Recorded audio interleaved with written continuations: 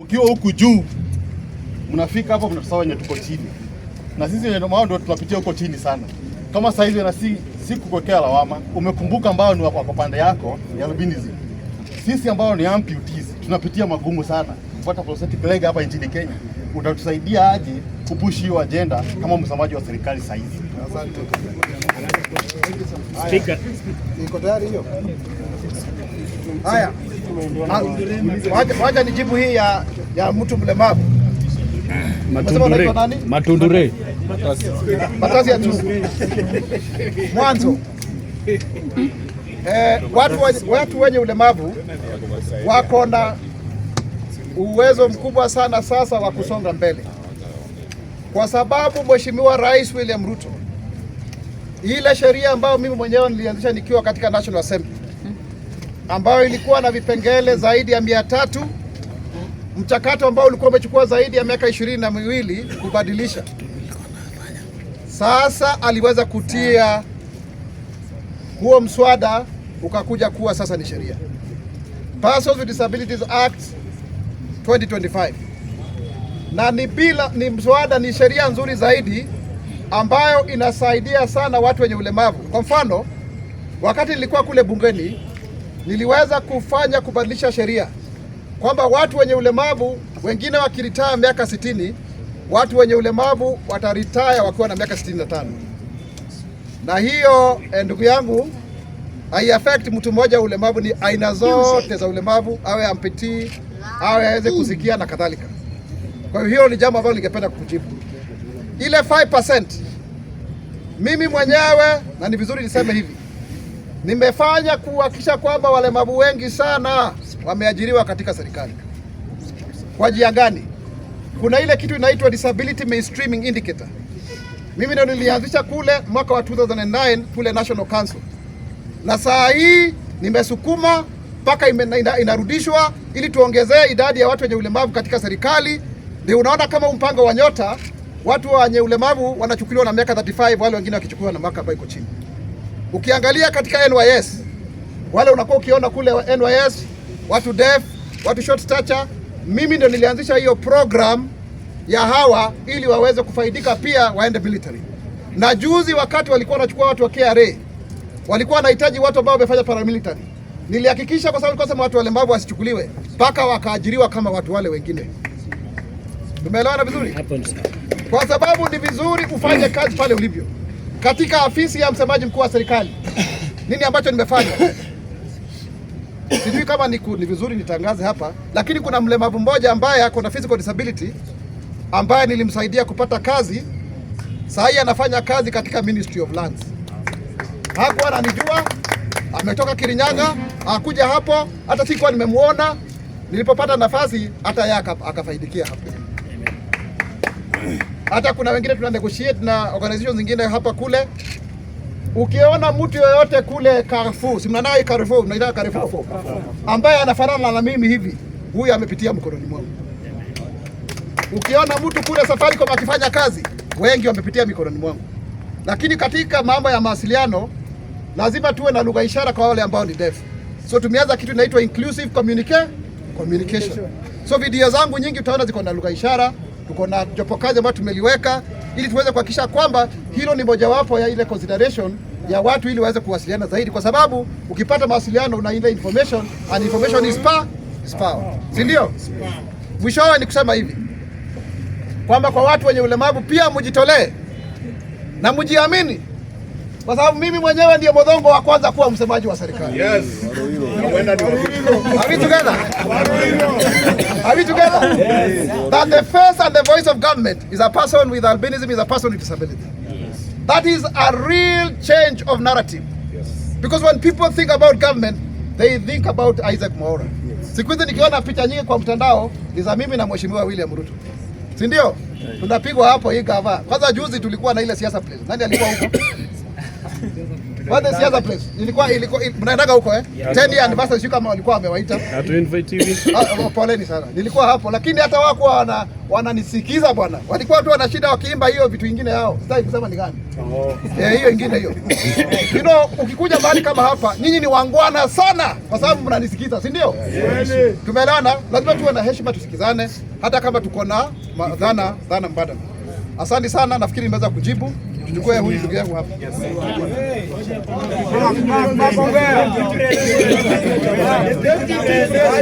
Ngoja kidogo, tuanze na yeye kwa sababu ni hasra, tuamaliza deputy president. Sawa sawa. Alafu kuja kwa compliment tumalize, ndio? Go ahead. Okay, my question is concerning the economy. Yes.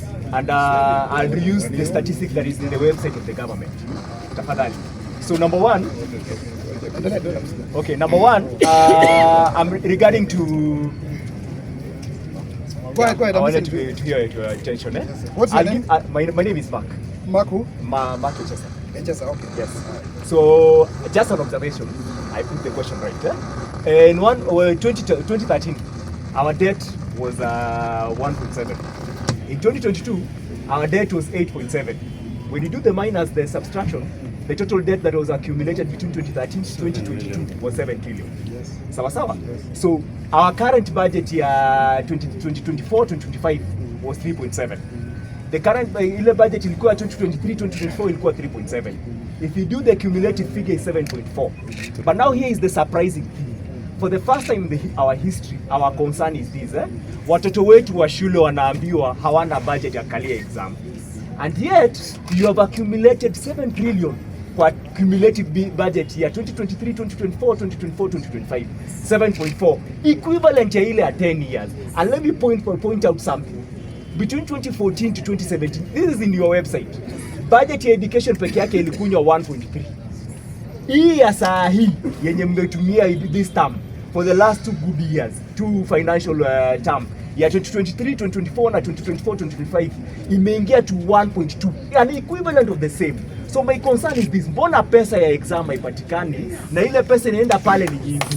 That is my question peke yake. Asante sana. Sasa I really wish ngoja kidogo. And by the way, I'm willing to engage, Usifikiri ati ninaogopa. Kwanza tusikizane. Sasa hii ni saa ngapi sasa hii? 6:24. Kuja kesho. Ngoja kidogo. Kuja kesho. Ngoja kidogo. Tumalize ya leo, ndio nitakuja siku nyingine. Saa hii tumalize saa ngapi?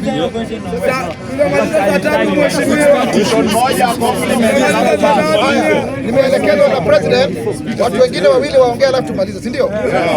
Haya, wacha nijibu kwanza hii.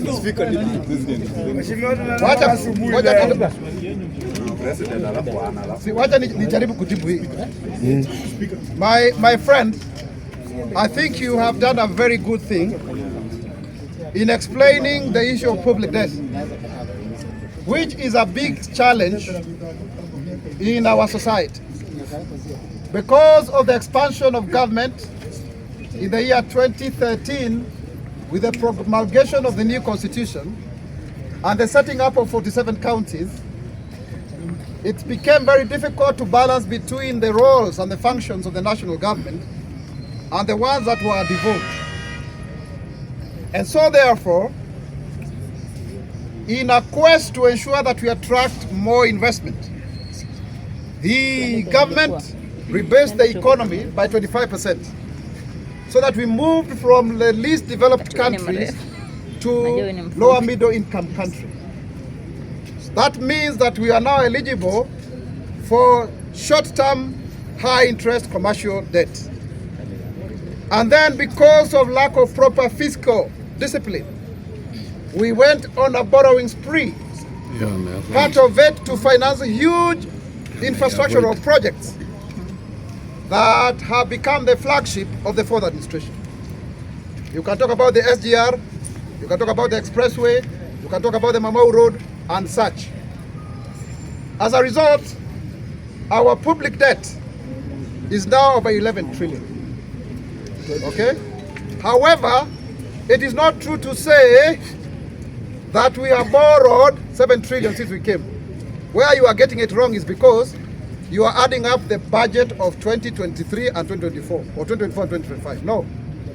What usually happens, a budget is a budget. Like now, the budget of Kenya is 4.2, 4.3 trillion. Are we together? But out of these, 1.8 trillion is going to pay debt. Are we together? Because of what we already borrowed. So we have not gone on a borrowing spree. In fact, this fifth administration led by President William Ruto has done extremely well in repaying debt. We were able to pay a Eurobond of 286 billion. At a go. People are expecting that we will default. The other day we went to borrow, but it's to restructure so that we reduce the pressure as of now. And it was oversubscribed. Because of the proper management of our fiscal policy, we've been able to arrest inflation to less than 5%. At some point it had even gone as low as 2.7%. Because of the fact that we were able now to have, when we came into power, there were no dollar reserves. But we were able now we now have an import cover of dollars of $9.6 billion. Our currency had gone as high as 165. But right now, it has come to 129. In fact, why not for the way that we are trying to ensure that there is stability, it could be less than 100. So we have a very stable macroeconomic environment. But coming now to the issue of the budget for education. In any democracy, the three main items that consume a lot of money is health and education, followed by security. That is why when you talk about the Human Development Index, health and education are very important. My office, we respond to issues on a daily basis. And I can tell you for sure without fear of doubt that the most issues that we respond to, we call them 5+1. It will be health, it will be education, it will be security, it will be the economy, it will be the issues to do with the policy or politics. So health and education are important, and so they consume a huge chunk of our budget. But I am glad to report to you, this week, we've been able to release the capitation for the second term up to 22 billion shillings. So hiyo pesa imeenda mashuleni. We've also introduced a new system called Chemis, so that it is able to trace every child. Tusikuwe watu wanasema kuna watoto 20 kwa darasa ni watu 10. To make sure that we have textbooks that they go all the way to the one that you are using. On exams, nobody, no parent is going to pay exams. The government is taking care of that. We are spending about 6 billion to make sure that we pay for KEPSEA, KJSEA, all of those SEAs, zote, kapea na zingine kama hizo. So anyone who is saying that we are going to pay, no. We've already discussed this. That decision is awaiting cabinet approval. But I want to tell you without fear of doubt, as the government spokesman, that we are not going to have parents pay for the exams. And we are going to build local capacity to ensure that everything works well. So I think I have answered your question.